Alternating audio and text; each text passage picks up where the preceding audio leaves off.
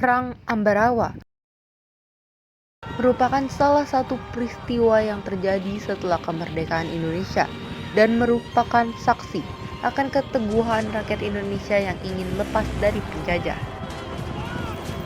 Sebelum kita memulai, ada beberapa tokoh yang akan terlibat di perang di Ambarawa.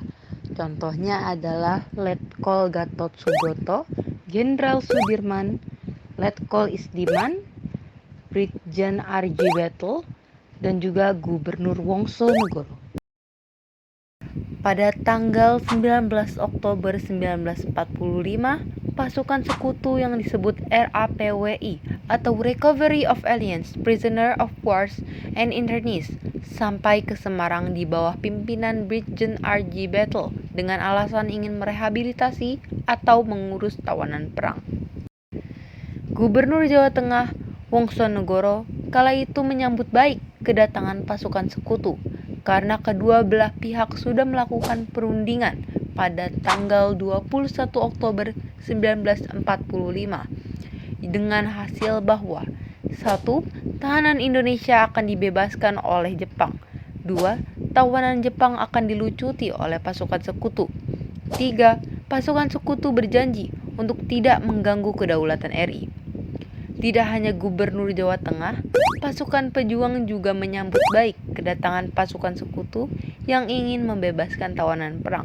Karena pada kala itu sedang terjadi perang antara pasukan Semarang dengan pasukan Jepang atau biasa disebut 5 hari di Semarang.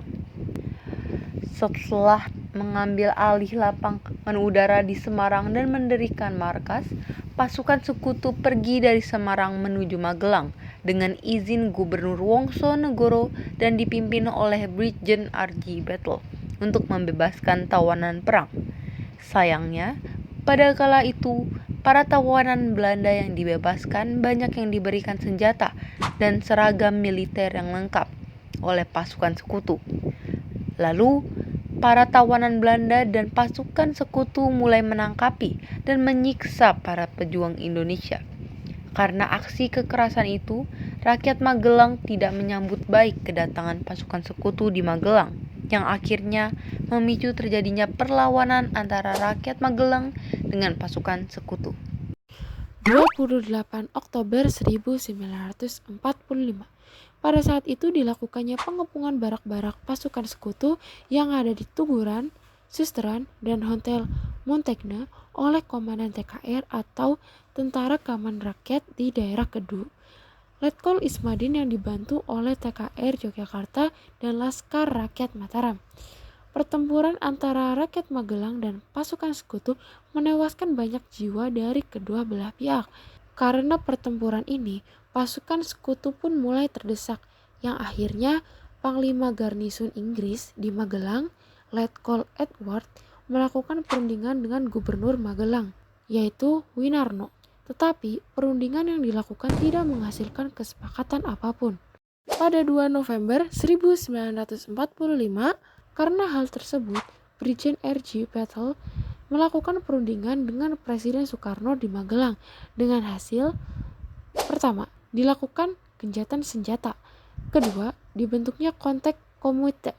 Tetapi pasukan sekutu tetap melanggar kesepakatan yang telah disepakati, di mana aksi ini menimbulkan banyak perlawanan dari rakyat Magelang. Perlawanan yang diberikan membuat pihak sekutu terbojok dan secara diam-diam melarikan diri ke Ambarawa pada 20 November 1945. Pada 26 November 1945, di perjalanannya menuju Ambarawa, pasukan sekutu terus-menerus mendapatkan serangan dari berbagai daerah yang dilewati. Oleh karena itu, pesawat P-150 Mustang atau Cocor Merah dikerahkan untuk membantu pasukan sekutu. Di mana pada 26 November 1945 di Ambarawa Selatan, pesawat Cocor Merah langsung menghujani para pejuang yang saat itu sedang melakukan serah terima pertempuran dengan peluru. Akibat dari serangan tersebut, Letnan Kolonel Ismadin tertembak dan gugur.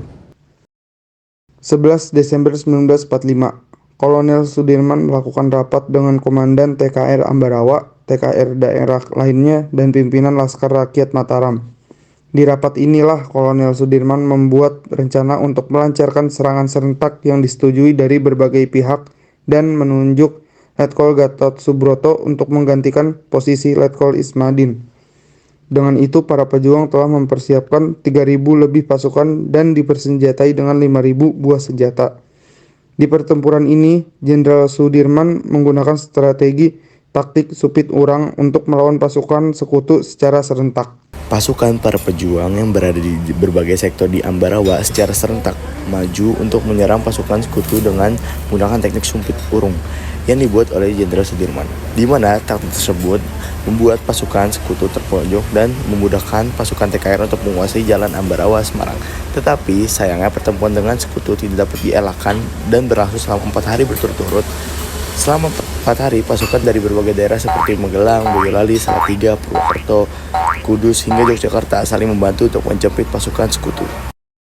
Selama 4 hari berturut-turut tidak mematahkan semangat para pejuang untuk mengusir penjajah. Ditambah dengan kehadiran Jenderal Sudirman yang menambah semangat para pejuang untuk melawan sekutu. Sayangnya, kematian dari kedua belah pihak tidak terelakkan dengan total kurang lebih 2.000 pejuang Indonesia yang gugur di Perang Ambarawa. Selanjutnya, pada tanggal 15 Desember 1945, karena serangan 4 hari yang terus-menerus terjadi, ditambah dengan taktik yang digunakan oleh para pejuang, pasukan sekutu memutuskan untuk mundur dan meninggalkan Ambarawa pada 15 Desember 1945. Kemunduran pasukan sekutu disambut dengan gembira oleh seluruh rakyat sekaligus membesarkan nama Jenderal Sudirman. Nah, selanjutnya ada Monumen Palagan Ambarawa. Monumen yang didirikan untuk mengenang peristiwa kemenangan dan pengorbanan di Perang Ambarawa didirikan dan diresmikan pada 15 Desember 1974 oleh Presiden Soeharto. Monumen ini dibuat sebagai bukti dan keinginan bangsa Indonesia untuk bebas dari penjajahan, juga sebagai pengenang para pahlawan yang gugur demi mempertahankan kemerdekaan. Sekian penjelasan yang dapat kami sampaikan, semoga bermanfaat. Wassalamualaikum warahmatullahi wabarakatuh.